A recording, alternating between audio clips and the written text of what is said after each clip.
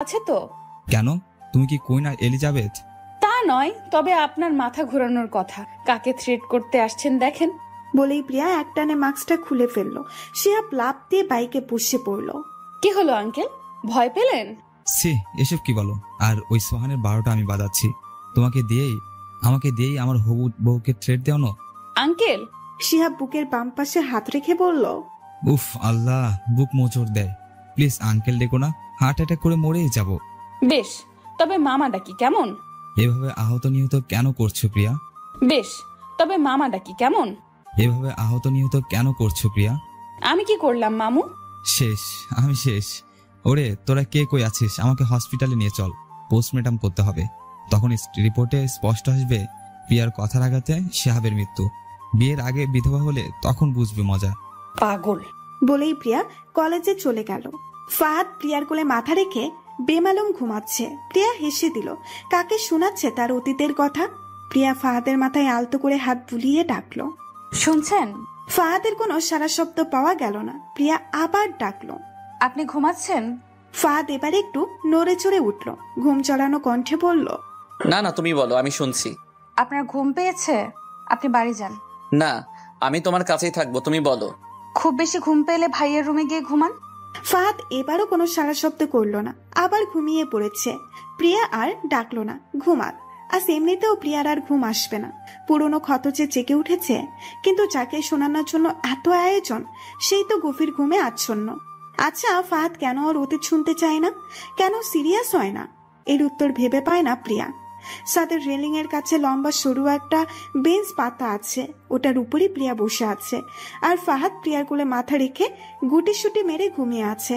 প্রিয়া railing এ মাথা ঠেকিয়ে আকাশ পানে তাকায়, বুকটা মোচড় দিয়ে ওঠে। বিশাল চাঁদ আকাশে আর অজস্র তারা। কতই না স্বপ্ন বনেছিল শিহাবের সাথে আকাশের চাঁদ আর তারা দেখতে দেখতে। কত ভালোবাসা ছিল একটা সময় দুজনের মধ্যে, সব শেষ হয়ে গেল। আকাশের দিকে তাকিয়েই প্রিয়া আবার অতীতে ফিরে যায়। শিহাবের অমন পাগলামিকে বেশি দিন এড়িয়ে যেতে পারেনি প্রিয়া। সারাক্ষণ পিছে ঘুরঘুর করা, আর ক্লাস না থাকার সত্ত্বেও প্রিয়ার জন্য কলেজের সামনে অপেক্ষা করা, এসব খুব ভাবাতো প্রিয়াকে। এমনটা তো হওয়ার কথা নয়, কিন্তু হয়েছিল। এমনটাই হয়েছিল। রাত থেকে প্রিয়ার খুব জ্বর, গা পুড়ে যাচ্ছিল জ্বরে। ডাক্তারের কাছে গিয়ে ঔষধও আনে। পরের দিন আর জ্বর নিয়ে কলেজে যেতে পারেনি প্রিয়ার মা। সেদিন সারাদিন ছটফট করেছে শিহাব। প্রিয়াকে একটা নজর দেখার জন্য উন্মাদ হয়ে যায়। কারো কাছেই প্রিয়ার কোনো ইনফরমেশন পায় না। প্রিয়ার বাড়ির অ্যাড্রেসও জানে না শিহাব। পরক্ষণেই শিহাবের মনে হলো সোমার কাছে তো প্রিয়ার নাম্বার আছে, ওর নাম্বারটা নিলেই তো পারে। শিহাব তাড়াতাড়ি সোমাকে কল দেয়। হ্যালো শিহাব ভাইয়া, একটা হেল্প করবে? প্রিয়ার নাম্বারটা দিবে প্লিজ। শিহাবের মনটা খারাপ হয়ে গেল। ফোন কেটে দিয়ে চুপ করে বসে রইল। রিহানের উপর রাগ হতে লাগলো। হ্যাঁ, রিহানের থেকেই তো প্রিয়ার বাড়ির অ্যাড্রেসটা নিতে পারি। যেই ভাবা সেই কাজ। রিহানের থেকে অ্যাড্রেস আর ফোন নাম্বার নিয়েই বাইক নিয়ে বেরিয়ে পড়ে। বাইরে প্রচন্ড বৃষ্টি, সকাল থেকেই বৃষ্টি হচ্ছে। অদ্ভুত বিষয় হচ্ছে, এই জ্বর নিয়েও বৃষ্টিতে ভেজার জন্য মায়ের কাছে বায়না ধরেছে প্রিয়া। মা তো এক কথায় বারণ করে দিয়েছে। শুধু তাই নয়, ভাইয়ের থেকে তালা দিয়ে রেখেছে। এই মেয়েকে দিয়ে একদম বিশ্বাস নেই, কখন জানি ফুরুত করে সাথে চলে যাবে। মন খারাপ করে প্রিয়া বিছানায় শুয়ে রইল। জ্বর তো অনেকটাই কমে গিয়েছে, একটু ভিজলে এমন কি ক্ষতি হবে? ওইদিকে বৃষ্টির প্রতিটা ফোঁটা প্রিয়াকে আহ্বান করছে, আর পাচ্ছে না প্রিয়া। বারান্দার দরজা খুলে বারান্দায় চলে গেল। বৃষ্টির পানি এসে বারান্দার ফ্লোর ভিজে একাকার হয়ে গিয়েছে। বাইরে প্রচন্ড বাতাস বইছে।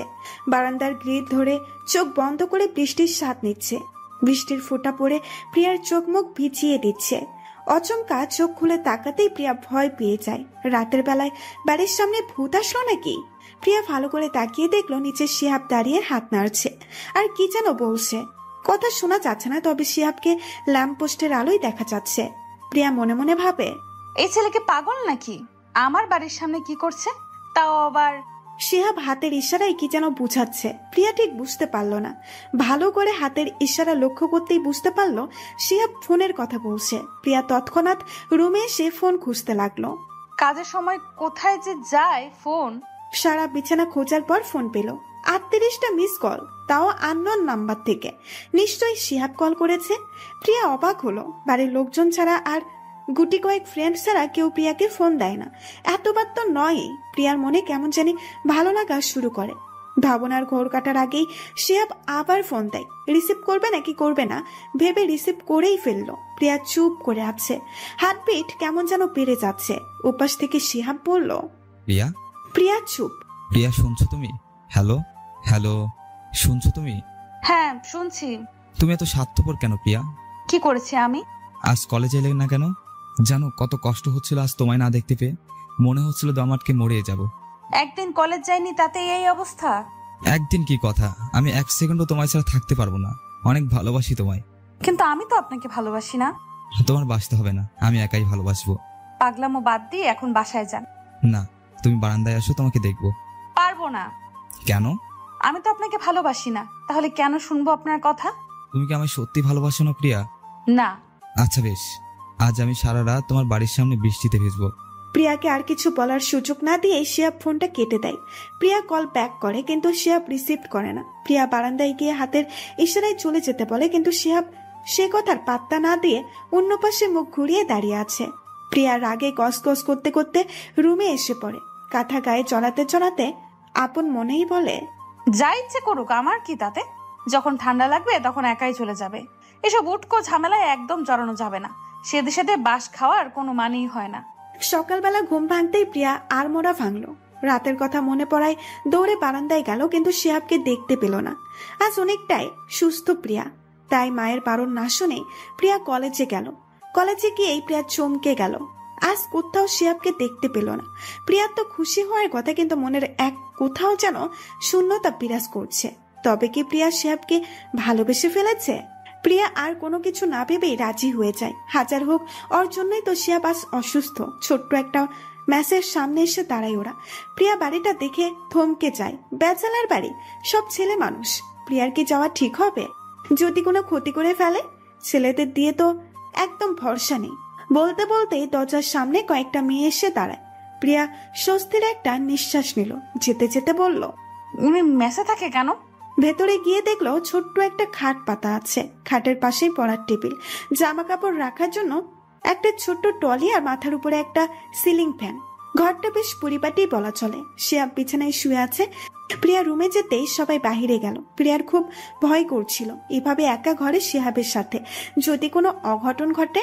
প্রিয়া তো মরেই যাবে। প্রিয়া মনে মনে বলল, নো প্রিয়া, নো। তুই না ব্রেভ গার্ড, এইভাবে ভয় পেলে চলবে? ভয়কে জয় করতে হবে। প্রিয়া আস্তে করে ডাকলো শিহাবকে। শিহাব চোখ মেলে প্রিয়াকে দেখে খুশি হয়ে বলল, তুমি এসেছো? কিন্তু এগুলো কেমন পাগলামি বলেন তো? এইভাবে নিজের ক্ষতি করার কোনো মানে হয়? তুমি শুধু আমায় একটাবার ভালোবাসো প্রিয়া।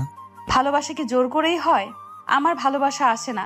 পেইন ভালো লাগে না, কষ্ট সহ্য করতে পারি না একদম। আমি তোমায় একটুও কষ্ট দিব না। ওটা আমার বান্ধবীদের বয়ফ্রেন্ডরাও বলতো। তারপর দেখতাম আমার বান্ধবীরা কাঁদে। আমি বাবা এসব সহ্য করতে পারবো না। শিহাব হাসলো, বলল, বেশ, তবে আমরা বন্ধু হই। বন্ধু হতে আমার কোনো অসুবিধা নেই। তখন থেকেই শিহাব আর প্রিয়া বন্ধু। একসাথে কলেজে যাওয়া, বাড়িতে পৌঁছে দেওয়া, কলেজ ক্যাম্পাসে আড্ডা দেওয়া, একসাথে কফি খাওয়া, ফুচকা খাওয়া, সবকিছু জুড়ে শুধু শিহাব জড়িয়ে গেল। কে যেন বলেছিল একটা ছেলে আর একটা মেয়ে কখনোই বন্ধু হতে পারে না, এদের মধ্যে যে কোনো একজন তো প্রেমে পড়বেই। শিহাব তো আগে থেকে প্রিয়াকে ভালোবাসে, এবার প্রিয়াও ভালোবেসে ফেলে শিহাবকে। শিহাব ইচ্ছে করেই ফ্রেন্ডশিপ করেছিল যাতে ভালোবাসার একটা সুযোগ পায়, হলো তাই। শিহাব পরীক্ষার জন্য খুব ব্যস্ত হয়ে পড়ে পড়াশোনা নিয়ে। এখন আর তেমন সময় দিতে পারে না প্রিয়াকে। তখন থেকেই প্রিয়া উপলব্ধি করতে পারে যে প্রিয়া ও শিহাবকে ভালোবেসে ফেলেছে। দুজনের ভালোবেসে একসাথে পথ চলার শুরুটা তখন থেকেই। এই ভালোবাসাটাই কাল হয়ে দাঁড়ায় প্রিয়ার জীবনে। শিহাবের পরীক্ষা শেষ, ভালো একটা চাকরিও করছে এখন। প্রতি শুক্রবারটা প্রিয়ার জন্য বরাদ্দ রাখে শিহাব। শুক্রবারে প্রিয়া তাড়াতাড়ি ঘুম থেকে ওঠে। গোসল হয়ে রেডি হতে হবে। ঘুম ঘুম চোখে ওয়াশরুমে এগিয়ে যাচ্ছিল প্রিয়া। এতক্ষণ শুধু মেজো খালামণি চেপে ধরলেও এখন চোখ দিয়েছে লামিয়া, মা, নানু আর ছোট খালামণি। মাঝখানে প্রিয়া একদম চাপা সুটকি হয়ে যাচ্ছে। ওদের সবার সাথে প্রিয়া অনেক ফ্রি, সব কথাই ওদের শেয়ার করে, কিন্তু ভালোবাসার কথা কিভাবে শেয়ার করবে? ইস, কি লজ্জা। কিন্তু ওরাও নাছর বান্দা, কিছুতেই না শুনে ছাড়বে না। শেষমেশ সব লজ্জা শরম কাটিয়ে প্রিয়া সব বলল। সবাই তো খুশিতে গদগদ। প্রিয়ার মা বলল, আগে ছেলের ছবি দেখা, ছেলে ভালো তো? প্রিয়া ফোন থেকে ছবি বের করে দেখালো। মাশাআল্লাহ, এটা তো পুরা নায়ক। কিন্তু মা, যাই করিস না কেন একটু সাবধানে থাকিস। আজকালের ছেলেদের দিয়ে বিশেষ নেই, দুদিন প্রেম করবে তারপর উধাও। মা, শিহাব ওরকম নয়, আমি ওকে তোমাদের সাথে কথা বলিয়ে দেব। আচ্ছা, তাহলে আজই আসতে বল। আজ? প্রিয়া ফোন করে শিহাবকে সব বলল। প্রিয়ার তো ভয়ে হাত পা ঠান্ডা হয়ে আসছে। প্রিয়া, তুমি ঠিক বলছো? তোমার বাড়িতে আমার কথা জানিয়েছো? হ্যাঁ, তুমি না সেদিন বললে যে তোমার বাড়িতে আমার কথা বলেছো? তারাও তো রাজি, এখন আমার পরিবারও রাজি। এখন তো আমাদের বিয়েতে কোনো সমস্যাই হবে না। তুমি তাড়াতাড়ি বাসায় আসো। আমার ভয় করছে, সাথে লজ্জাও লাগছে। আরে আমি আছি তো, তাড়াতাড়ি আসো তুমি। প্রিয়া ফোন রেখে দিল। আধ ঘন্টার মধ্যে শিহাব বাড়িতে আসে। বাড়ির সবাই খুব পছন্দ করে। সেদিন বাইকে করে ঘুরতে যায় শিহাব আর প্রিয়া। গুড়ি গুড়ি বৃষ্টি হচ্ছিল দেখে একটা ছাউনির নিচে আশ্রয় নেয় ওরা। মেঘে মেঘে কালো হয়ে আছে আকাশ। একটু পরপর বিদ্যুৎ চমকায়। প্রিয়া ভয় পেয়ে শিহাবের হাত জড়িয়ে ধরে। প্রিয়ার দিকে তাকিয়ে শিহাব একটা দুষ্টু হাসি দেয়। প্রিয়ার অনেক কাছে এগিয়ে যায় শিহাব। ঘোরের মধ্যে চলে যায়। প্রিয়ার ঠোঁটে নিজের ঠোঁট ডুবিয়ে দেয়। প্রিয়া কেঁপে ওঠে, অবশেষে চোখ বন্ধ করে ফেলে। এক সময় প্রিয়ার লজ্জা পেয়ে শিহাবকে জড়িয়ে ধরে। চোখের কোনা বেয়ে পানি ঝরে পড়ে প্রিয়ার। শিহাব প্রিয়ার হাত ধরে বলে, আমায় কখনো ঠকিও না প্লিজ। খুব বেশি ভালোবাসি তোমাকে। আমার চেয়ে বেশি তোমাকে ভালোবাসতে পারবে না। কখনো ঠকাবে না? ছেড়ে যাবে না তো কখনো? না। আমার খুব ভয় করে প্রিয়া, ছেড়ে যেও না আমায়। কাঁদতে কাঁদতেই ভাবনার জগৎ থেকে ফিরে আসে প্রিয়া। প্রিয়া চোখের পানি গাল বেয়ে ফাহাদের মুখে পড়ে। ফাহাদ তৎক্ষণাৎ উঠে বসে। দেখে প্রিয়া চোখ বন্ধ করে কাঁদছে। প্রিয়ার বাহুতে ধরে ফাহাদ হালকা ধাক্কা দেয়। প্রিয়া চোখ মেলে তাকায়। কি হয়েছে তোমার? কাঁদছো কেন? কই? চোখ দিয়ে পানি পড়ছে? আবার বলছো কই? প্রিয়া চোখে হাত দিয়ে দেখে আসলেই সে কাঁদছে। পুরনো ক্ষত কেন এত পুরায় প্রিয়াকে? কি হলো? কিছু না, এমনি চোখ দিয়ে পানি পড়ছিল। কি লুকাচ্ছ বলো তো? লুকানোর মতো কিছু নেই। ফাহাদ প্রিয়ার গালে হাত রেখে বলল, অতীতের স্মৃতিগুলো মনে পড়েছে? প্রিয়ার সেখানে বসলো না। এক ছুটে নিজের ঘরে এসে দরজা লাগিয়ে দিল। হুট করেই কেন এত কষ্ট হচ্ছে? কেন মনে পড়ছে ওর কথা? তবে কি অতীত আবার ফিরে আসছে? কেন হলো এমন? কেন? প্রিয়া মুখে হাত দিয়ে কাঁদছে। কাঁদতে কাঁদতে একসময় প্রিয়া ক্লান্ত হয়ে যায়। চোখ বন্ধ করে ভাবতে থাকে, এত ভালোবাসার মানুষটা কি করে এত পরিবর্তন হয়ে গিয়েছিল। সময়টা প্রিয়ার এইচএসসির টেস্ট পরীক্ষার মাত্র 5 দিন আগের। মাঝখানে এতগুলো সময়, দিন, সপ্তাহ, মাস পেরিয়ে যায় শিহাব আর প্রিয়ার ভালোবাসায়। শিহাবের প্রচন্ড ইগো ছিল আর প্রিয়ার ছিল প্রচুর রাগ। কিন্তু ভালোবাসার কমতি ছিল না কারোরই। কোনো আড্ডায় প্রিয়া থাকলেই সেখানেই গর্ব করে বলতো শিহাবের কথা। কিন্তু হঠাৎ ভূমিকম্পর ন্যায় সব বদলে গেল। ভূমিকম্প যেমন কোনো সংকোচ দিয়ে আসে না, শিহাবের পাল্টে যাওয়াটাও ঠিক তেমনই ছিল। আগের মতো তো কথা বলেই না, দেখাও করে না। যতটুকু কথা হয় শুধু ঝগড়া হয়, আর না হয় শিহাব চুপ করে থাকে। প্রিয়া ভেবে পায় না শিহাবের এমন পরিবর্তনের কারণ। 3 দিন এভাবেই কেটে যায়। যেখানে ঝগড়া করে শিহাব 1 ঘন্টায় থাকতে পারত না, সেখানে 3 দিন প্রিয়ার সাথে কথা না বলেই থাকছে।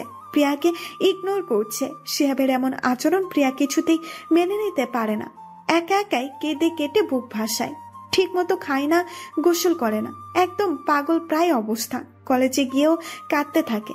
প্রিয়া ফোন দিলেই কেটে দিয়ে মেসেজ দেয়, আমি বিজি আছি। অথচ পরে আবার কল দিলে দেখে শিহাবের নাম্বার ওয়েটিং। অবাক হয় প্রিয়া। এই কি সেই ভালোবাসার মানুষটা যাকে নিজের থেকেও বেশি ভালোবাসতো?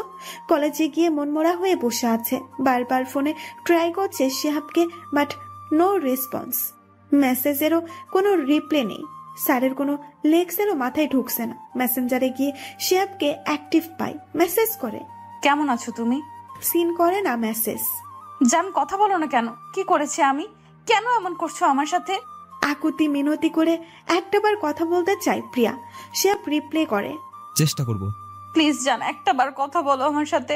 টিফিন টাইমে ফাঁকা ক্লাসে গিয়ে ফোন দেয় প্রিয়া। বারবার ট্রাই করেও লাভ হচ্ছে না। প্রিয়া জোরে আত্মনাদ করে কেঁদে ওঠে। অনেকবার ট্রাই করার পর শিহাব ফোন রিসিভ করে বলে, বলো। আমার সাথে এমন কেন করছো? শিহাব চুপ। প্লিজ কিছু বলো।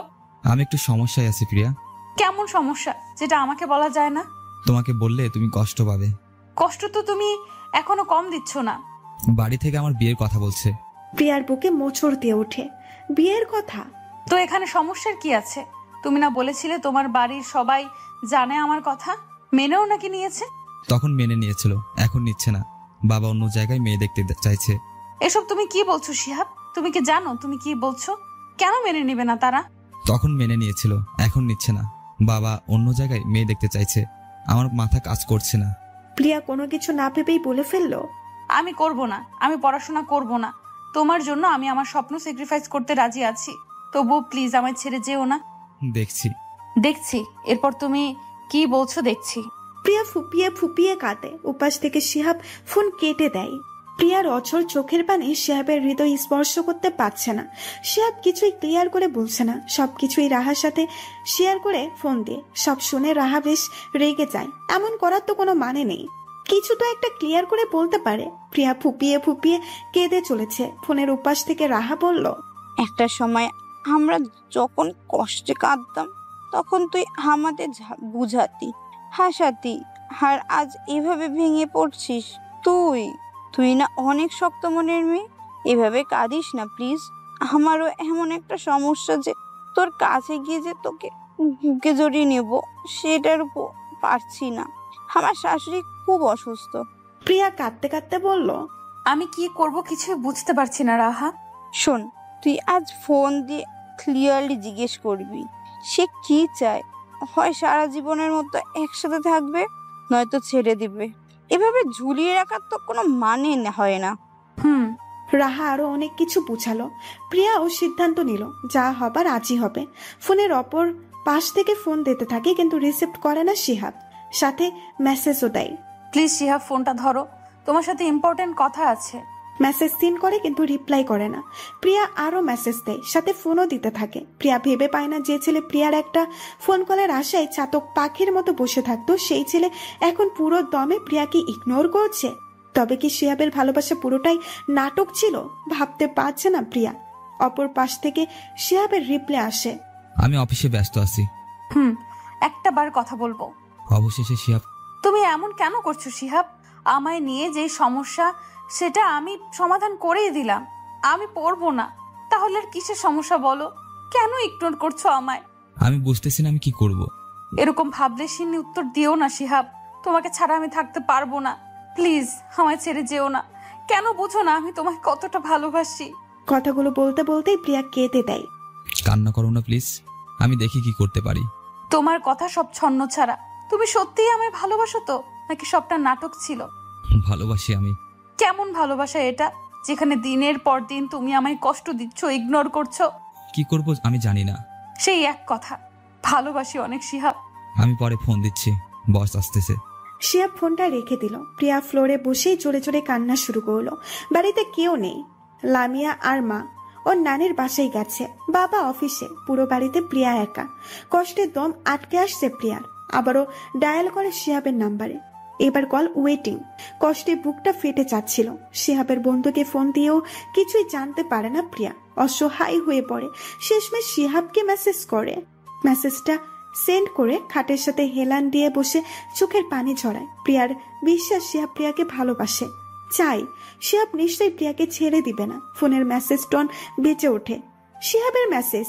প্রিয়া তাড়াতাড়ি মেসেজটা ওপেন করে। মেসেজ দেখে প্রিয়ার সব বিশ্বাস মুহূর্তেই ভেঙে যায়। বিশ্বাস করতেই পারছে না মেসেজটা ছিল, আমায় তুমি ক্ষমা করে দিও প্রিয়া, আমার কিছুই করার নেই। আমি আমার মা বাবাকে কষ্ট দিতে পারবো না, আমি নিরুপায়। ভালো থেকো। প্রিয়ার সাথে সাথে শিহাবকে ফোন দেয়। নাম্বার ব্যস্ত। যতবার ফোন দেয় একই কথা, তার মানে নাম্বারটা ব্ল্যাকলিস্ট ফেলেছে। মেসেজ টাইপ করার মতো শক্তি পাচ্ছে না প্রিয়া। ফেসবুকে লগ ইন করে দেখে সব আইডি ব্লক করে দিয়েছে, এমনকি হোয়াটসঅ্যাপ এবং ইমো থেকেও। সকল প্রকার যোগাযোগ বন্ধ করে দিয়েছে শিহাব। কি করে করতে পারলো এটা শিহাব? প্রিয়া আবার চিৎকার করে কাঁদতে থাকে। এভাবে হারিয়ে যাবে শিহাব, এভাবে ঠকাতে পারে? বিশ্বাসই হচ্ছে না প্রিয়ার। ওই সময় প্রিয়ার মা ফিরে আসে। প্রিয়াকে এভাবে কাঁদতে দেখে তিনি ভয় পেয়ে যান। দৌড়ে মেয়ের কাছে এসে জড়িয়ে ধরে। কি হয়েছে মা, এভাবে কাঁদছিস কেন? প্রিয়া কান্নার জন্য কথা বলতে পারছে না। কান্নার শব্দে পাশের ফ্ল্যাট থেকেও লোকজন এসে পড়েছে। মা কোনো রকমে তাদের বুঝ দিল অন্য কথা বলে। তারা চলে যেতেই মা বলল, শিহাবের সাথে কিছু হয়েছে? প্রিয়ার মা স্তব্ধ হয়ে যায়। যেই ছেলে এত ভালোবাসতো সে কি করে এটা করতে পারে? তাহলে কি সবটাই নাটক ছিল? মেয়ের এমন অবস্থা দেখে তিনি কিছুতেই নিজেকে সামলাতে পারেনি। মেয়ের সাথে সাথে কান্না করেন। মেয়েকে বোঝানোর মতো মানসিক অবস্থাও তার নাই। এদিকে প্রিয়ার প্রায় পাগল পাগল অবস্থা। কাঁদতে কাঁদতে অবস্থা খুবই খারাপ। প্রিয়াকে একদমই সামলানো যাচ্ছে না। এই মুহূর্তে লামিয়াকে ফোন দেয় মা। তখনই নানু, খালামণিরা আর লামিয়া ছুটে আসে। প্রিয়ার অবস্থা দেখে কেউই চোখের পানি আটকাতে পারেনি।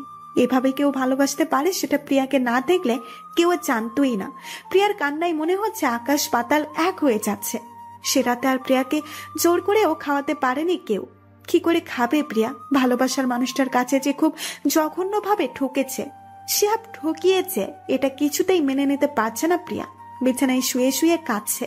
পাশেই নানু আর লামিয়া আপু বসে নীরবে কাঁদছে। প্রিয়া প্রচুর হার্ড হয়েছে।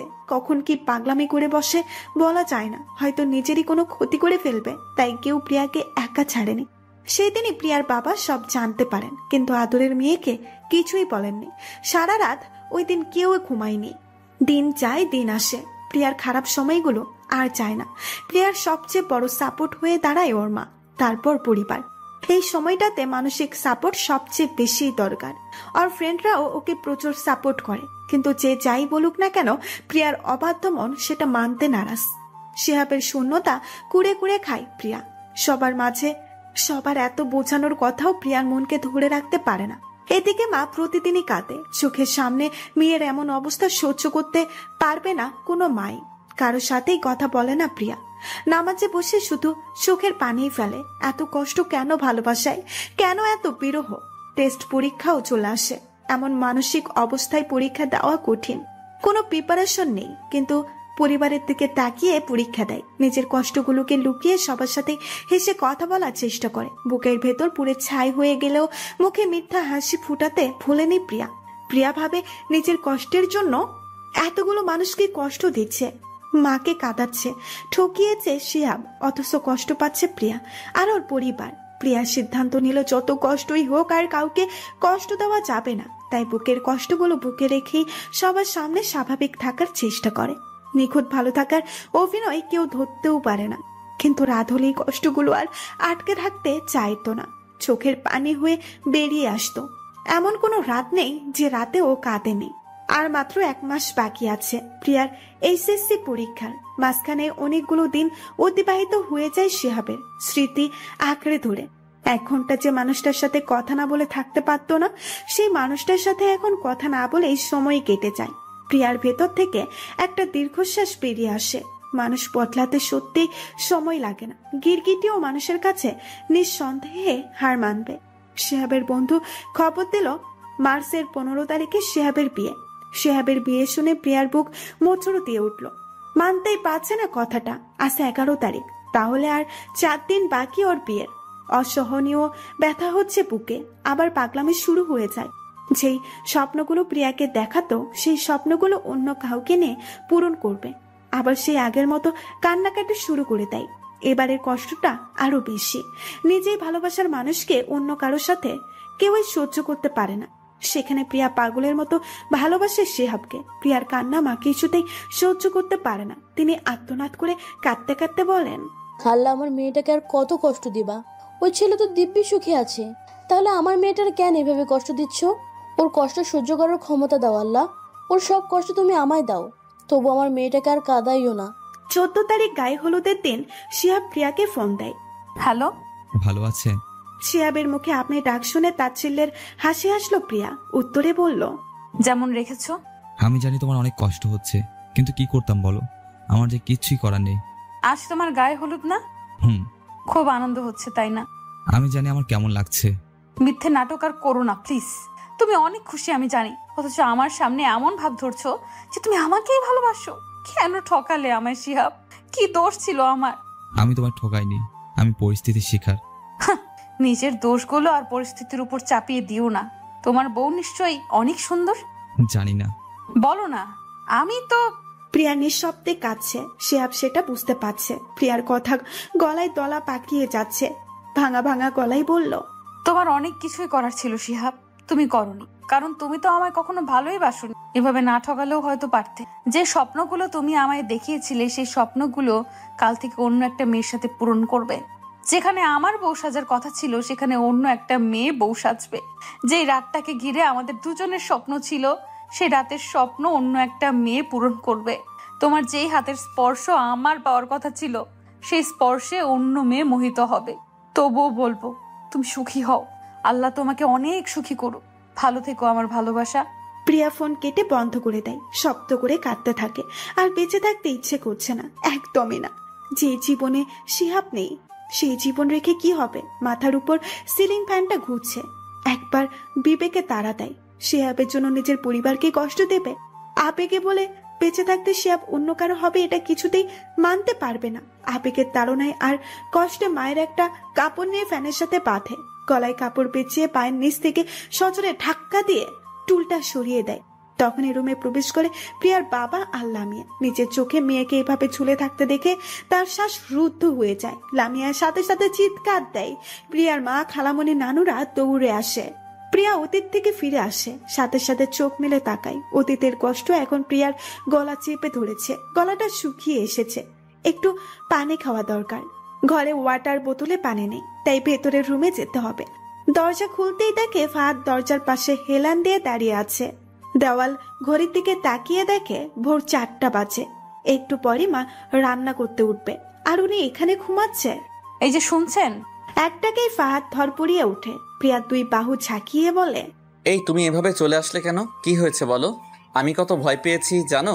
প্রিয়া ফাহাদের চোখের দিকে এক দৃষ্টিতে তাকিয়ে আছে। ধূসর বাদামি চোখগুলো ভয়ে জানান দিচ্ছে। আচ্ছা, সব ছেলে কি এক? ফাহাদও কি কখনো ঠকাতে পারে?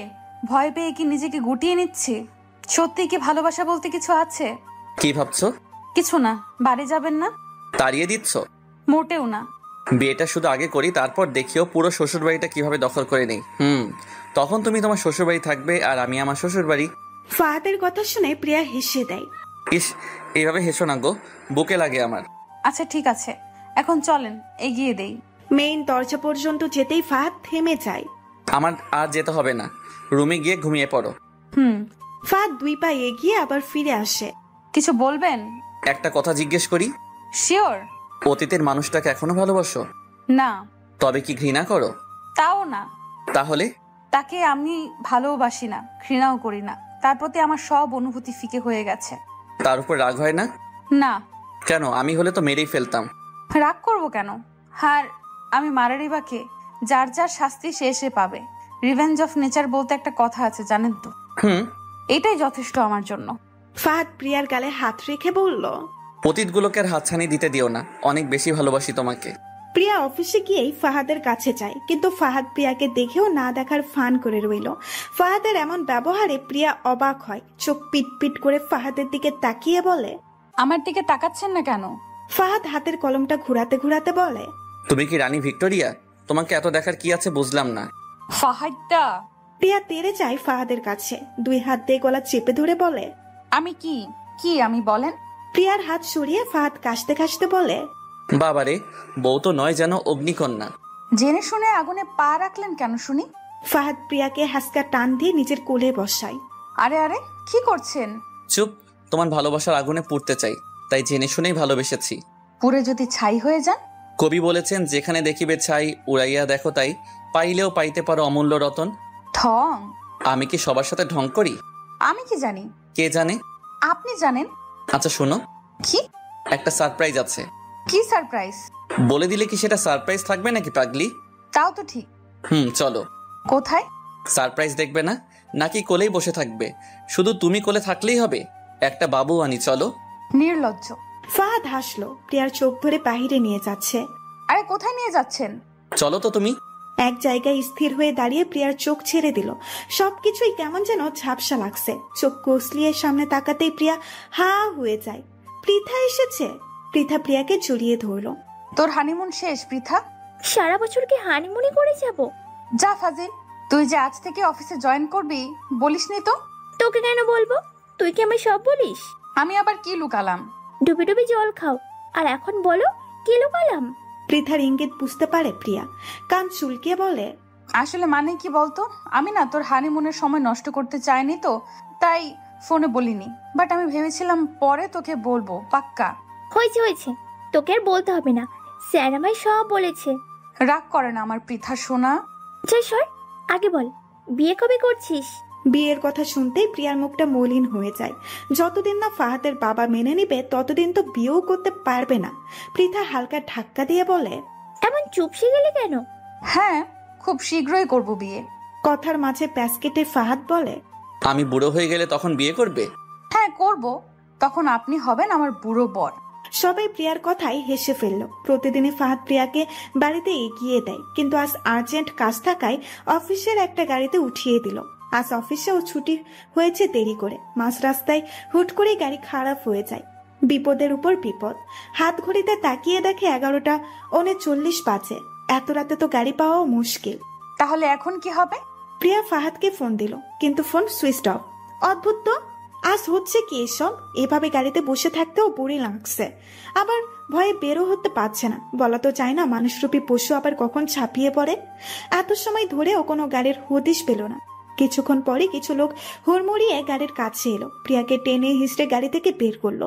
কারোরই মুখ দেখতে পাচ্ছে না, কারণ সবাই মুখে কালো কাপড় দিয়ে বাঁধা। একজন লোক প্রিয়ার নাকের কাছে কিছু একটা চেপে ধরতেই প্রিয়া সেন্সলেস হয়ে যায়। যখন জ্ঞান ফিরে তখন প্রিয়াকে একটা চেয়ারের সাথে বেঁধে রাখা হয়েছে।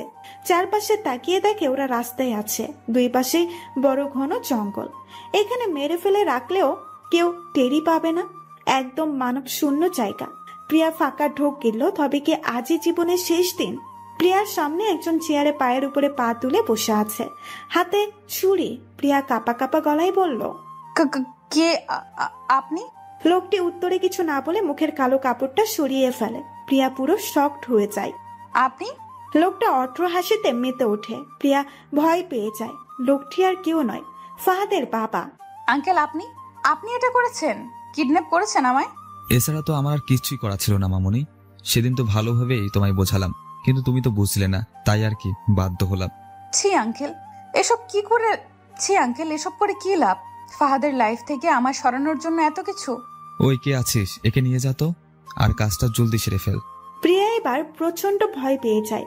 কি করার কথা বলছেন উনি? একটা লোক এসে প্রিয়ার হাত পায়ের বাঁধন খুলে প্রিয়াকে টেনে নিয়ে যায় জঙ্গলের দিকে। প্রিয়া লোকটার সাথে ধস্তাধস্তি করেও পারছে না, মনে মনে আল্লাহকে ডেকে যাচ্ছে। আল্লাহ ছাড়া আর কেউই এখন বাঁচাতে পারবে না। প্রিয়া আত্মনাদ করে বলে, কি ক্ষতি করেছি আমি আপনাদের? কেন আমার ক্ষতি করছেন? জঙ্গলের মধ্যে নিয়ে প্রিয়াকে ছেড়ে দিল। ঘুটঘুটে অন্ধকারে কিছুই দেখা যাচ্ছে না। প্রিয়া ভাবে এই সুযোগ, যেভাবেই হোক এই অন্ধকারেই পালাতে হবে। প্রিয়া দৌড় দিতে গেলে কিছু একটার সাথে হোঁচট খেয়ে পড়ে যায়, আর তখনই সাথে সাথে চারিদিকে লাইট জ্বলে ওঠে। ঝাড়বাতিতে চারপাশ আলোকিত হয়ে উঠেছে। চোখ মেলে তাকিয়ে দেখে ফাহাদ প্রিয়াকে ধরে রেখেছে। ভূত দেখার মতো ভয়ে চিৎকার দিয়ে ওঠে প্রিয়া। চারপাশ থেকে অনেকেই সজোরে ভেসে আসে। Happy birthday to you Priya, happy birthday to you. Priya এবার চারপাশে তাকায়। ফাহাদের বাবা মা, ফুল, প্রিয়ার মা, ভাইরা, পৃথা, আকাশ সবাই উপস্থিত। প্রিয়া যেন কথা বলার ভাষা হারিয়ে ফেলেছে। সবাই জোরে জোরে হেসে বলল, happy birthday to you Priya. Surprise. Priya কেঁদে দিল, কাঁদতে কাঁদতেই বলল, এটা কেমন সারপ্রাইজ? আর একটু হলেই তো আমি ভয় মরে যেতাম। ফাহাদ চোখের পানি মুছে দিতে দিতে বলল, তোমার ছোট ভাইয়ার কাছে শুনেছিলাম তুমি নাকি সারপ্রাইজ পেতে পছন্দ করো, আর তাই তো তোমার জন্মদিনে এই ছোট্ট সারপ্রাইজ। এটা সারপ্রাইজ? একটু হলেই তো মরতাম। তখন আমার জন্মদিন আর মৃত্যুবার্ষিকী একসাথেই পালন করতেন। চুপ পাগলি, আমি ছিলাম তো। হ্যাঁ, এই জন্যই তো ভয় পেয়েছিলাম। কি চিল্লান কেন? হয়তো আপনারাই দেখিয়েছেন, তাহলে দোষ আপনার না। এই আইডিয়া কিন্তু আমার না, ফুলের আইডিয়া এটা। চোখ কসলাতে কসলাতে প্রিয়া ফুলের দিকে তাকালো। কাজটা ভালো করনি ননদিনী। তোমার জন্মদিনে যদি তোমাকে নাকানি চুবানি না খাইয়েছি, তো আমিও তোমার ভাবি নই। ফুল প্রিয়াকে জড়িয়ে ধরে বলল, সরি ভাবি, এই নাও তোমায় একটা কিসি দিয়ে দিলাম, তবু রাগ করো না প্লিজ। আর আমি তো শুধু আইডিয়া দিয়েছিলাম, কাজে তো লাগিয়েছে বাবা আর ভাইয়া। বাবা কথাটা শুনে প্রিয়া থমকে যায়। ভয়ের কারণে এতক্ষণে খেয়ালই ছিল না ফাহাদের বাবা এখানে, তাও আবার সবার সাথে মিলে প্রিয়াকে সারপ্রাইজ দিল। হোক ভয়ঙ্কর সারপ্রাইজ তবুও। প্রিয়া ফাহাদের বাবার দিকে ঘুরে দাঁড়ালো। তিনি তাড়াহুড়াই বললেন, আমার কোনো দোষ নেই মা, আমি প্রথমে ওদের প্রস্তাবে রাজি ছিলাম না। ওরা জোর করে আমাকে দিয়ে এটা করিয়েছে, বিশ্বাস কর আম্মু। সবাইকে অবাক করে দিয়ে প্রিয়া তাকে জড়িয়ে ধরে। ঘটনার আকস্মিকতায় তিনিও চমকে যান। প্রিয়ার মাথায় তিনি হাত বুলিয়ে দিলেন। প্রিয়াকে কাঁদতে দেখে বললেন, বাবা হই না আমি, এবার মতো ক্ষমা করে দাও, আর কখনো ওদের কথা শুনবো না। কান্নারত অবস্থায় প্রিয়া বলল, আপনি যদি আমার প্রতিটা সারপ্রাইজে থাকেন তাহলে আমি হাজারো ভয়ঙ্কর সারপ্রাইজ পেতে চাই বাবা। আমার বার্থডের বড় সারপ্রাইজ তো আপনি বাবা। আমি ভাবতেও পারিনি এত সহজে আপনি আমায় মেনে নেবেন। তোমার কথাগুলো সেদিন আমার মন ছুঁয়ে গিয়েছিল। আমি সেদিনই বুঝেছিলাম এই মেয়ে কোনো সাধারণ মেয়ে নয়, এটা তো সাক্ষাৎ মায়াবিনী। তোমাকে হারাতে দেওয়া যাবে না। আমার ফাহাদ সঠিক মানুষকে জীবনসঙ্গিনী হিসেবে বেছে নিয়েছে। জীবনে বেঁচে থাকার জন্য টাকা পয়সার প্রয়োজন আছে, কিন্তু মনের শান্তির জন্য ভালোবাসা প্রয়োজন, যেটা তোমার চোখে দেখেছিলাম। ওই দিন বাড়িতে গিয়েই আমি বলে দেই আমি রাজি। তারপর তুমি অফিসে থাকাকালীন তোমার বাড়িতে বিয়ের প্রস্তাব নিয়ে যাই, যেটা ফাহাদও জানতো না, শুধু ফাহাদের মা ছাড়া। কাল যখন ফাহাদ ফুলের সাথে ডিসাইড করেছিল কিভাবে তোমাকে সারপ্রাইজ দিব, তখনই আমি ওদের সবটা জানাই, আর আমিও সারপ্রাইজ দিতে অংশগ্রহণ করি। প্রিয়ার চোখের পানি আজ বাত মানছে না। এটা সুখের অশ্রু। সত্যি মানুষের সব সময়টা খারাপ যায় না, একটা সময় সুখ ঠিকই হাত ছানি দেয়। কেক কাটার জন্য এগিয়ে যেতেই দেখে মায়ের চোখে পানি। এই মানুষটার চোখে প্রিয়ার সব মুহূর্তেই পানি থাকবে। তবে প্রিয়া জানে মায়ের চোখের পানিও আনন্দের। তবে মায়ের কপালে একটা চুমু খেলো। কেক কাটার পর সবাই মিলে কিছুটা সময় কাটালো। তারপর যে যার মতো শুয়ে পড়লো। ওরা যেই বাগানে গিয়েছিল তার পাশেই ফাহাদদের বাংলো বাড়ি। এখানেই সব আয়োজন করা হয়েছে। রাত 2টা বাজে। বাংলো বাড়িতে সুন্দর একটা ফুলের বাগান আছে, তার পাশেই ছোট্ট একটা পুকুর। পুকুর আর ফুলের বাগানের মাঝামাঝি একটা দোলনা। ফাহাদ আর প্রিয়া পাশাপাশি দোলনায় বসে আছে। আজও আকাশের থালার মতো সম্পূর্ণ একটা চাঁদ উঠেছে, সাথে তো অজস্র তারা আছে। প্রিয়া আকাশের দিকে তাকিয়েই বলল, একটা কথা বলি? বলো। আপনার কোলে একটু মাথা রাখি? না। প্রিয়া অবাক হয়ে ফাহাদের দিকে তাকালো। না কেন? কারণ আমি তোমার উপর রেগে আছি। কি করেছি আমি? 1, তুমি এখন আমায় আপনি করে রাখো। 2, বার্থডেতে কোনো গিফট পেলাম না। প্রথমত আমার তুমি ডাকতে লজ্জা লাগে, তবে চেষ্টা করব। আর 2, বার্থডে তো আমার ছিল, তাহলে আমি গিফট দিব কেন? তোমাদের উপর কোনো রাগ নেই আমার ভাবি। এই যে তোমরা সব রাগ অভিমান ভুলে আমার বিয়েতে এসেছো, একসাথে থাকবে বলেছো, এটাই আমার বিয়ের বড় গিফট। আর কিচ্ছু চাই না। পাগলি বোন। বড় ভাইয়া 2 বাচ্চা আর ছোট ভাইয়ার 1 বাচ্চা, মোট 3 জনে মিলে প্রিয়ার লেহেঙ্গা ধরে টানছে। প্রিয়া নিচে তাকিয়ে দেখে 3 বিচ্ছুকে। লেহেঙ্গা ধরে বলে, আব্বু আম্মু, আমার লেহেঙ্গা এভাবে টানলে তো খুলে যাবে, তখন তো লজ্জা পাবো ফুপি। গেটের সব ঝামেলা চুকিয়ে বরযাত্রীরা ভেতরে প্রবেশ করে। ফাহাদ ভেতরে গিয়ে থমকে যায় প্রিয়াকে দেখে। প্রিয়া তখন ছবি তোলায় ব্যস্ত। চোখ ধাঁধিয়ে যাচ্ছে ফাহাদের। বউ সাজে কাউকে এত সুন্দর লাগতে পারে? শুধু একজোড়া চোখ নয়, 2 জোড়া চোখ প্রিয়ার উপর স্থির। একজোড়া ফাহাদের আর অন্য জোড়া মৃন্ময়ের। মৃন্ময়ের দৃষ্টি ভরা অবাক, কৌতূহল আর সেই সাথে বুকে চিনচিন ব্যথা অনুভব করা। মৃন্ময় মনে মনে ভাবে, আমি কি ঠিক দেখছি? প্রিয়া এখানে, তাও বউ সাজে। কয়েকজন ফাহাদকে নিয়ে বসায়। মৃন্ময় তখনও ঠাই দাঁড়িয়ে আছে, পা চলছে না ওর। মনে হচ্ছে মাটি কামড় দিয়ে ধরে রেখেছে। ছবি তোলা শেষে প্রিয়া ফাহাদের দিকে তাকিয়ে হা হয়ে যায়। লাল খয়েরি শেরওয়ানিতে অপরূপ লাগছে ফাহাদকে। বাম হাতে একটা কালো ঘড়ি, মাথায় পাগড়ি নেই। পাগড়িটা পরে আছে পাশের একজন ছেলে, সম্ভবত ফাহাদের বন্ধু হবে। পৃথা এসে প্রিয়াকে ফাহাদের পাশে বসায়, আর চোখে ফাহাদকে দেখছে প্রিয়া। লাজুক লাজুক চোখে তাকাই বারবার। হুট করেই সামনে দৃষ্টি যায়। প্রিয়ার হাসি বিলীন হয়ে যায়। মৃন্ময় এখানে কেন? তখনই ফাহাদ ইশারায় মৃন্ময়কে ডাকে। এদিকে আয় মৃন্ময়, ওখানে দাঁড়িয়ে আছিস কেন? প্রিয়া ফ্রু কুচকিয়ে বলে, কে উনি? আমার ভাই। আমি তো জানতাম তুমি একাই আর ফুল। আরেও আমার খালাতো ভাই, এতদিন বাইরে ছিল, আমার বিয়েতে এসেছে। ও। প্রিয়ার মনে এবার ভয় ঢুকে যায়। মৃন্ময় ফাহাদের ভাই। ফাহাদ যদি জানতে পারে মৃন্ময় প্রিয়াকে ভালোবাসে, তাহলে কি হবে? ভাইয়ের জন্য ত্যাগ করবে? আবার স্বপ্ন ভেঙে যাবে? ভয়ে ঘেমে যাচ্ছে প্রিয়া। ফাহাদ প্রিয়াকে ঘামতে দেখে বলে, আর ইউ ওকে? ইয়া। প্রিয়ার বান্ধবীরা সব দৌড়ে আসে। প্রিয়ার কিছু ভালো লাগছে না। চারপাশে চোখ বোলায় প্রিয়া। সকলের এত হাসি খুশি মুহূর্ত কি নিমিশেই শেষ হয়ে যাবে? মৃন্ময় ধীরে ধীরে প্রিয়ার দিকে এগিয়ে আসে। তখনই ফুল এসে প্রিয়াকে নিয়ে যায় ছবি তোলার জন্য। প্রিয়ার হাসি আসছে না, মুখে জোরপূর্বক কৃত্রিম হাসি ফুটিয়ে তুলেছে ছবি। বিষয়টা খেয়াল করেছে ফাহাদ। সবার চোখের আড়ালে নিয়ে যায় প্রিয়াকে। কি হয়েছে তোমার প্রিয়া? এমন ভীত দেখাচ্ছে কেন তোমাকে? পচমকা ফাহাদকে জড়িয়ে ধরে প্রিয়া। তুমি আমায় ঠকাবে না তো ফাহাদ? আমায় ছেড়ে যাবে না তো? রিল্যাক্স, কি হয়েছে আমায় বলো। মৃন্ময়? মৃন্ময় কি? প্রিয়া চুপ করে আছে। ফাহাদ বলল, আমি বিয়েটা করব না। প্রিয়ার মাথায় যেন আকাশ ভেঙে পড়ল। বিয়ে করবে না মানে? আমি বিয়েটা করব না, এটাই বলবো ভেবেছিলে? ফাহাদের কথায় কিছুই বুঝতে পারছে না প্রিয়া। হ্যাসকা টান দিয়ে প্রিয়াকে নিজের কাছে নিয়ে আসে, চোখে চোখ রেখে বলে, আমি সব জানি। মৃন্ময়ের সাথে তোমার বিয়ে ঠিক হয়েছিল, মৃন্ময় রিমির জন্য বিয়েটাও ভেঙে দেয়। এরপর মৃন্ময় তোমাকে ভালোবেসে ফেলে। সব জেনে শুনে আমি এতদূর এগিয়েছি। তুমি সব জানতে, সব জেনেও বিয়ে করছো? লিসেন প্রিয়া, আমি এতটা মহৎ নই যে নিজের ভালোবাসাকে ভাইয়ের হাতে তুলে দিব। হ্যাঁ দিতাম হয়তো, যদি তুমি মৃন্ময়কে ভালোবাসতে। আমি এটাও জানতাম যে তুমি মৃন্ময়কে ভালোবাসতে না, শুধুমাত্র পরিবারের কথা ভেবে বিয়ে করতে রাজি হয়েছিলে। আস্তে আস্তে তুমি মৃন্ময়কে বিশ্বাস করতে শুরু করেছিলে, তখনই মৃন্ময় তোমাকে ঠকায়। তুমি এসব কি করে জানো? ছোট ভাইয়া বলেছে। আর মৃন্ময় যে আমাকে ভালোবাসে এটা কিভাবে জেনেছো?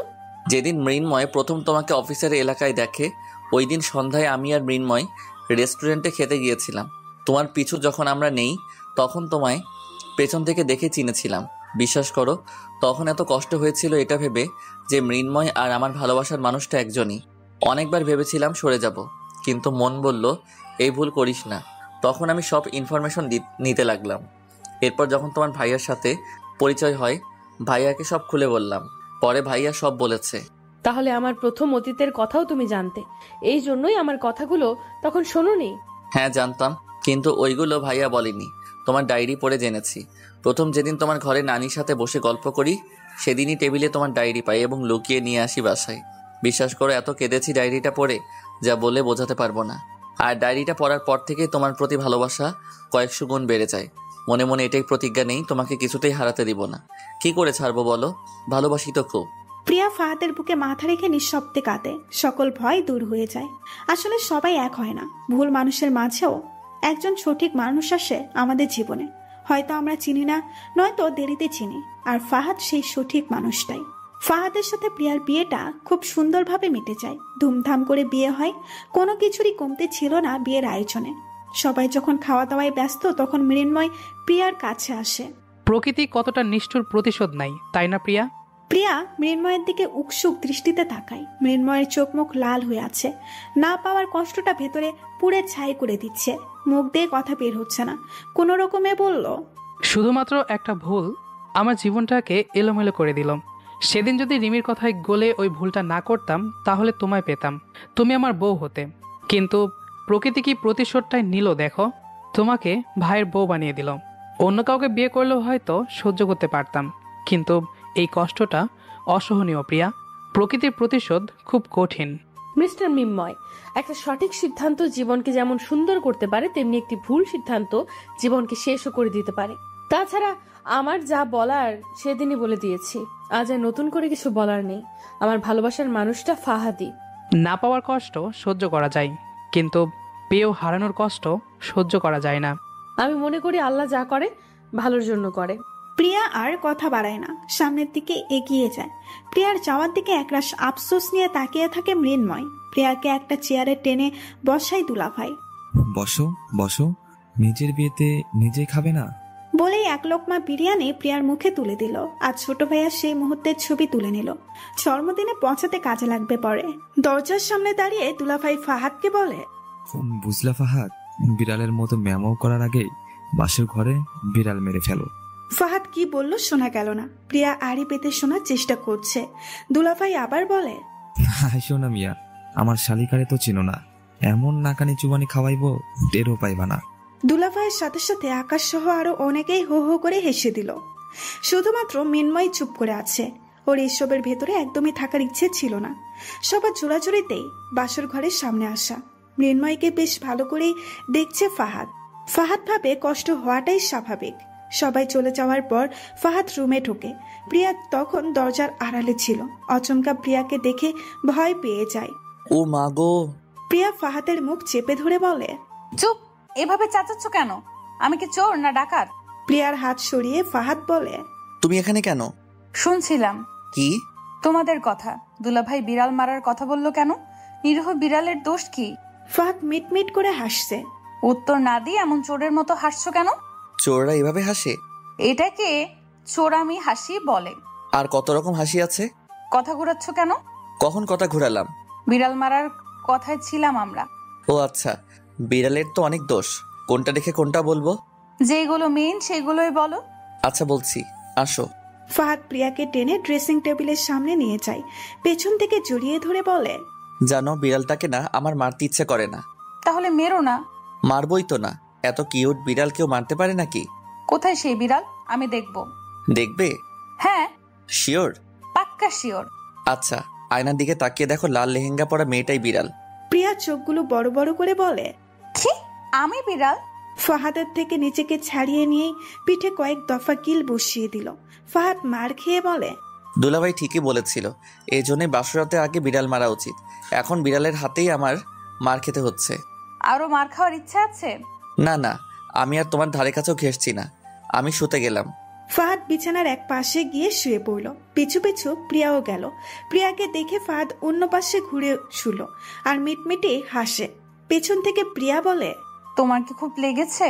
ফাহাদ চুপ। কথা বলছো না কেন? ফাহাদ কথা বলছে না দেখে প্রিয়াও বিছানায় উঠে গেল। ফাহাদের দু হাতের মাঝখান দিয়ে একদম মুখোমুখি বালিশে মাথা রাখলো প্রিয়া। ফাহাদ একবার তাকিয়ে আবার চোখ বন্ধ করে ফেলে। প্রিয়া ফাহাদের গালে হাত রেখে বলে, রাগ করেছো? আমি রাগ করলে কার কি আসে যায় তাতে? অনেক কিছু আসে যায়। সরো। না, সরবো না। প্রিয়া এক হাত পা ফাহাদের উপর দিয়ে চাপটে ধরে শুয়ে রইল। ফাহাদ আর তখন রাগের অভিনয় করে থাকতে পারল না, চট করে প্রিয়াকে জড়িয়ে ধরে হেসে দিল। রাগ শেষ? আমি কি সত্যি রাগ করেছিলাম নাকি? তাহলে কি মিথ্যা রাগ করেছিলে? হ্যাঁ, যাতে তুমি নিজ থেকে কাছে আসো। কি ফাজিল। ফাহাদ প্রিয়াকে ধরে উঠে বসায়। আচ্ছা প্রিয়া, একটা জিনিস খেয়াল করেছো? কি? তোমাকে এত এত গয়না দিয়েছি, কিন্তু একটা জিনিস দেইনি। কি? ভেবে দেখো তো কি। আমি তো কোনো কিছুর কমতি দেখছি না। পা দাও। মানে? আরে দাও না। প্রিয়া পা এগিয়ে দিল। এখন দেখেছো কিসের কমতি? নূপুর? হ্যাঁ। ফাহাদ বিছানা থেকে নেমে হাঁটু গেড়ে বসে। প্রিয়ার পা ফাহাদের হাঁটুর উপরে রাখে, খুব যত্ন সহকারে নূপুরগুলো পরিয়ে দেয়। নূপুরের সৌন্দর্যে প্রিয়া বিস্মিত হয়। ফাহাদ আলতো করে প্রিয়ার পায়ে চুমু খায়। প্রিয়া শিউরে ওঠে, পা সরিয়ে নেয়। ফাহাদ প্রিয়ার পাশে বসে, পেছন থেকে জড়িয়ে ধরে প্রিয়ার ঘাড়ে মুখ ডোবায়। ফাহাদ, আমার না আনইজি লাগছে। সাথে সাথে ফাহাদ প্রিয়াকে ছেড়ে দিয়ে বলে, সরি। সরি কেন? তোমার আনইজি লাগবে এমন কিছু করা ঠিক হবে না। আরে আমি বলতে চেয়েছি ভারী ড্রেসে আমার আনইজি লাগছে, ড্রেসটা চেঞ্জ করা দরকার। তোমার লাগেজ তো ফুলের ঘরে মেবি, দাঁড়াও আমি নিয়ে আসি। না না, লাগবে না। তোমার না আনইজি লাগছে? হ্যাঁ তো ড্রেস চেঞ্জ করবে না? করবো তো। তোমার কোনো ড্রেস দাও। আমার ড্রেস তোমার গায়ে লাগবে না তো, তুমি যেই মোটা। আমি একটু মোটা নই, আমি একদম ফিট। কচু। এখন তোমার একটা লুঙ্গি আর শার্ট দাও। তুই লুঙ্গি পরবে? হ্যাঁ পরবো, দাও। ফাহাদ একটা লুঙ্গি আর শার্ট এগিয়ে দেয় প্রিয়ার দিকে। এখানে দাঁড়িয়ে আছো কেন? আমার চেঞ্জ করা দেখবে? দেখলে কি হয়েছে? প্রিয়া চোখ গরম করে তাকায়। ফাহাদ যাচ্ছি বলে বেলকনিতে চলে যায়। প্রিয়া লাইট নিভিয়ে দিয়ে ডিম লাইট জ্বালিয়ে দেয়। শার্ট পরতে পারলেও লুঙ্গিটা কিছুতেই পাচ্ছে না। অনেক চেষ্টা করেও ব্যর্থ হয়। হতাশ হয়ে বিছানায় বসে পড়ে। ফাহাদ বেলকনি থেকে বলে, হয়েছে তোমার? না ফাহাদ। আমি কি রুমে আসবো? আসো। ফাহাদ রুমে এসে দেখে লুঙ্গি হাতে নিয়ে প্রিয়া বসে আছে হতাশ মুখে। শার্টটা হাঁটুর 1 ইঞ্চি উপরে ছুঁই ছুঁই করছে। এভাবে দেখে ফাহাদের ঘোর লেগে যায়। নিজেকে সামলে নিয়ে বলে, লুঙ্গি পরছো না কেন? পারছি না তো। এত প্যাচের জিনিস পরো কিভাবে তোমরা? ফাহাদ হো হো করে হেসে দিল। প্রিয়া বিরক্ত নিয়ে বলল, এত হেসো না তো, পারলে লুঙ্গিটা পরিয়ে দাও। আমি পরিয়ে দিব? এমন একটা ভাব ধরছো যেন আমি পরপুরুষকে বলেছি। দাও দাও, পরিয়ে দাও। আচ্ছা উঠে দাঁড়াও। প্রিয়াকে এমন অবস্থায় দেখে ফাহাদের মাথা ঘুরে ওঠে। কত স্বপ্নই দেখেছে প্রিয়াকে বউ করার, কিন্তু এত কাছে এসেও ফাহাদের সব তালগোল পাকিয়ে যাচ্ছে। লুঙ্গি পরানো শেষে প্রিয়া ড্রেসিং টেবিলের সামনে দাঁড়িয়ে ঘুরে ঘুরে নিজেকে দেখছে। ফাহাদের দৃষ্টি তখন প্রিয়ার উপর। কত হাসি খুশি একটা মেয়ে। ফাহাদ আস্তে আস্তে প্রিয়ার দিকে এগিয়ে যায়। প্রিয়া ফাহাদের দিকে ঘুরে বলে, দেখো তো আমায় কেমন লাগছে। ফাহাদ প্রিয়ার মুখের উপরে আলতো করে হাত রাখলো, পা চোকলা করে বিছানায় নিয়ে যায়। প্রিয়ার তখন দম যায় অবস্থা। ফাহাদ যতই কাছে যাচ্ছে প্রিয়ার নিঃশ্বাস ততই ভারী হচ্ছে। একটা সময় এতটা কাছাকাছি এসে পড়ে যে দুজনের নিঃশ্বাস একত্রে মিশে যাচ্ছে। প্রিয়ার চুলগুলো হাত খোপা করা ছিল, বাম পাশে খোপাটা খুলে দেয় ফাহাদ। চুলে মুখ ডুবিয়ে ঘ্রাণ নিতে থাকে, মাতাল করা ঘ্রাণ। বাম হাত প্রিয়ার ঘাড়ে রেখে কপালে, গালে, ঠোঁটে, গলায় আলতো করে চুমু খায়। এরপর ঘাড়ে গভীর চুমু এঁকে দেয়। প্রিয়ার অবাধ্য হাত তখন ফাহাদের শার্ট আঁকড়ে ধরে। ফাহাদ এক হাতে প্রিয়ার শার্টের বোতামগুলো খুলে ফেলে। একটা সময় দুজনেই হারিয়ে যায় ভালোবাসার অসীম সীমানায়, যেখানে কেউ আটকানোর নেই, কেউ বাধা দেওয়ার নেই। একটি ভালোবাসার সম্পূর্ণ পূর্ণতা পেতে মোহিত হয়ে উঠেছে একে অপরের ভালোবাসায়। সকাল সকাল গোসল করে ফ্রেশ হয়ে নেয় প্রিয়া। ড্রয়িং রুমে গিয়ে দেখে সবাই কাজে ব্যস্ত, বউ ভাতের আয়োজনের ব্যবস্থা করছে। প্রিয়া শাশুড়ির দিকে এগিয়ে যায়। শাশুড়ি মা তখন মৃন্ময়ের সাথে কথা বলছে কিছু একটা নিয়ে। শাশুড়ি মা খুব বকছে মৃন্ময়কে। মৃন্ময় প্রিয়াকে দেখে থমকে যায়। কালো জর্জেট একটা শাড়ি পরেছে প্রিয়া, হাতে ম্যাচিং করা কালো চুড়ি, নাকে সাদা পাথরের ছোট্ট একটা নাকফুল, লম্বা চুলগুলো থেকে পানের ফোঁটা পড়ছে, পায়ের নুপুরগুলো শব্দ কানে পাচ্ছে, মাথায় কাপড় দেওয়া, একদম স্নিগ্ধ লাগছে। মৃন্ময়ের কষ্ট যেন বহু গুণ বেড়ে যায়। প্রিয়া এগিয়ে গিয়ে শাশুড়িকে সালাম করে। তিনি বলেন, আরে তুমি এত সকালে ঘুম থেকে উঠছো কেন? আমি তাড়াতাড়ি ঘুম থেকে উঠি সব সময়। এখন থেকে এত তাড়াতাড়ি ওঠার কোনো দরকার নেই, বাড়ির সব কাজ করার জন্য মানুষ আছে। আচ্ছা, আমি তাহলে ফুলের কাছে যাই। দেখো কি ঘুমাচ্ছে, হয়তো পারলে একটু ওকে ঘুম থেকে তোলো। মৃন্ময় প্রিয়ার দিকে তাকিয়ে আছে, চোখ সরছে না। প্রিয়া এখন সম্পূর্ণই অন্য একজনের। সেই অন্য একজন আর কেউ নয়, নিজেরই ভাই ফাহাদ। মৃন্ময় আজই এখান থেকে চলে যেতে চাইছে। এভাবে প্রিয়াকে দেখতে পারছে না, নিজেকে সামলানো কঠিন হয়ে যাচ্ছে। এটা নিয়েই সকাল সকাল খালামণির সাথে কথা কাটাকাটি হচ্ছে। মৃন্ময়ের মা এসে তার বোনকে বোঝায় যাতে মৃন্ময়কে যেতে দেয়, কারণ তিনি তো মা। নিজের ছেলের কষ্টটা তিনি বুঝতে পারছেন। প্রিয়া ফুলের রুমে গিয়ে দেখে ফুল ঘুমাচ্ছে। 2-3 বার ডাকতেই ফুল ঘুম থেকে উঠে যায়। প্রিয়াকে জড়িয়ে ধরে বলে, ভাবি তুমি? তাই তো বলি, এত তাড়াতাড়ি আমার ঘুম ভাঙলো কিভাবে? আমি ডেকেছি বলে ঘুম ভেঙেছে? কারণ তুমি তো জাদু জানো। ফাহাদ শার্টের হাত ফ্লোর করতে করতে ফুলের রুমে ঢুকে বলে, এখানে ননদকে আদর করে ঘুম ভাঙানো হচ্ছে, অথচ আমার বেলায় আদর নেই। ফুল বলে, ভাইয়া তুমি এত হিংসুটে কেন বলো তো? সত্যি বলে তো হিংসুক হবই। আমাকে একটু চুমুটুমু দিয়ে ঘুম ভাঙালে তোর ভাবির মহাভারত কি অশুদ্ধ হয়ে যেত রে? তুমি না দিন দিন নির্লজ্জ হয়ে যাচ্ছ ভাইয়া। তোর ভাবিও তাই বলে। তুই তো দেখছি তোর ভাবির মতো হবি। তাও ভালো, তোমার মতো হব না। কি বললি? ফুল প্রিয়াকে ছেড়ে দিয়ে দৌড়ে ওয়াশরুমে চলে যায়। প্রিয়া আর চোখে ফাহাদকে দেখছে, লজ্জায় ভালো করে তাকাতে পারছে না। ফাহাদও কালো কালার শার্ট পরেছে, চুলগুলো স্পাইক করা, দেওয়ালের সাথে এক পা তুলে হেলান দিয়ে দাঁড়িয়ে আছে। প্রিয়া লাজুক লাজুক মুখে বলে, ওভাবে কি দেখছো? আমার লজ্জাবতী বউকে দেখছি। কালকে কি ডোজ বেশি হয়ে গেছিল? ফাজিল কুত্তা। প্রিয়া দৌড় দিতে নিলেই ফাহাদ হাত ধরে ফেলে, জড়িয়ে ধরে চুমু খেতে থাকে। ফুল তখন ওয়াশরুম থেকে বের হয়। প্রিয়া ফাহাদের থেকে নিজেকে ছাড়িয়ে নিয়ে দৌড়ে চলে যায়। বিয়ের 1 সপ্তাহ পার হয়ে গিয়েছে, সব মেহমানের আসা যাওয়াও শেষ। তাই ফাহাদ সিদ্ধান্ত নিয়েছে কোথাও একটু ঘুরতে যাওয়া উচিত। হানিমুনের জন্য জায়গা ঠিক করেছে ব্যাংকক, কিন্তু আপাতত এখন ঘুরতে যাবে কক্সবাজার। সাথে যাবে পৃথা আর ওর হাজব্যান্ড আকাশ। সব গোছগাছ করাও শেষ, রাতের বাসে রওনা দিবে। ফাহাদ রুমে বসে পাবজি খেলছিল। প্রিয়া শাশুড়ির সাথে টুকটাক গল্প করে রুমে আসে। ফাহাদের সেদিকে দৃষ্টি নেই, গেমস খেলায় ব্যস্ত। প্রিয়া গিয়ে ফাহাদের সামনে বসলো, তবুও কোনো ভাবান্তর নেই। প্রিয়া বিড়বিড় করে বলে, অদ্ভুত, বিরক্তিকর। কি আছে এই গেমের মধ্যে যে বউয়ের দিকেও খেয়াল নেই? আরে রাগ করছো কেন? তুমি যখন রুমে প্রবেশ করেছো তখনই আমি পাবজি থেকে বেরিয়ে গিয়েছি। প্রিয়া উঠে দরজা পর্যন্ত আসতেই ফাহাদ প্রিয়াকে পেছন থেকে জড়িয়ে ধরে। নিজেকে ছাড়ানোর আপ্রাণ চেষ্টা করছে প্রিয়া। ছাড়ো ছাড়ো বলছি, তুমি তোমার গেমস নিয়েই থাকো। আরে রাগ করছো কেন? তুমি যখন রুমে প্রবেশ করেছো তখনই আমি পাবজি থেকে বেরিয়ে গিয়েছি। তাহলে ফোন নিয়ে কি করছিলে? দেখবে? দাঁড়াও। ফাহাদ ফোন বের করে একটা ভিডিও অন করে, যেখানে প্রিয়া বিড়বিড় করে একাই কথা বলছে। ভিডিওটা দেখে ফাহাদকে খামচি দেয়। কি করছো এটা? হ্যাঁ, তোমার এক্সপ্রেশন ভিডিও করে রাখলাম। দুমদাম কয়েকটা কিল বসাতেই শক্ত করে আষ্টে পিষ্টে জড়িয়ে ধরে ফাহাদ। রাত 9টায় বাস ছাড়ে। জানালার ধারে বসে আছে প্রিয়া, ফাহাদের কাঁধে মাথা রাখে। জানালা দিয়ে হিমেল বাতাস বয়ে আসছে। প্রিয়ার এক হাতে মুঠো বন্দি করে ফাহাদ চুমু খেয়ে বলে, জানো যখন আমরা অফিস থেকে ট্যুরে গিয়েছিলাম তুমি পৃথার কাঁধে মাথা রেখে ঘুমোচ্ছিলে। আমার তখন খুব ইচ্ছে হয়েছিল তোমার পাশে বসে তোমার মাথাটা আমার কাঁধে রাখতে, আর তাই পৃথাকে সরিয়ে বসেছিলাম। দেখো ছবিগুলো এখনো আছে। তুমি আমায় এত ভালোবাসলে কেন বলো তো? কারণ জানতে চাইছো? তুমি আমায় কেন ভালোবাসো? কারণ ছাড়াই কোনো কারণ নেই। আমিও ঠিক কোনো কারণ ছাড়াই ভালোবাসি। কারণ নিয়ে যে সম্পর্ক গড়ে ওঠে তাতে থাকে স্বার্থ। আমি নিঃস্বার্থভাবে ভালোবাসি তোমায়। নিজেকে অনেক ভাগ্যবতী মনে হয় তোমাকে পেয়ে। আর আমি ভাগ্যবান তোমায় পেয়ে। ফাহাদের কাঁধে মাথা রেখে প্রিয়া ঘুমিয়ে পড়ে, আর ফাহাদ তাকিয়ে তাকিয়ে দেখছে তার হোয়াইট ফেরিকে। ভোরে ওরা কক্সবাজার পৌঁছায়। আগে একটা হোটেলে ওঠে। প্রিয়া আর ফাহাদের পাশের রুমে পৃথা আর আকাশ। প্রিয়া ফ্রেশ হয়ে শুয়ে পড়ে। ফাহাদ ফ্রেশ হয়ে এসে দেখে একটুখানি সময়ে ঘুমিয়েও পড়েছে। ডাকতে গিয়েও ডাকলো না, ভাবলো ঘুমাক একটু। 10টার দিকে খাওয়া দাওয়া করে বিচে যাই। পানি দেখেই প্রিয়া লাফাতে থাকে। পৃথা আর প্রিয়া দুজনে দৌড়ে পানিতে চলে যায়।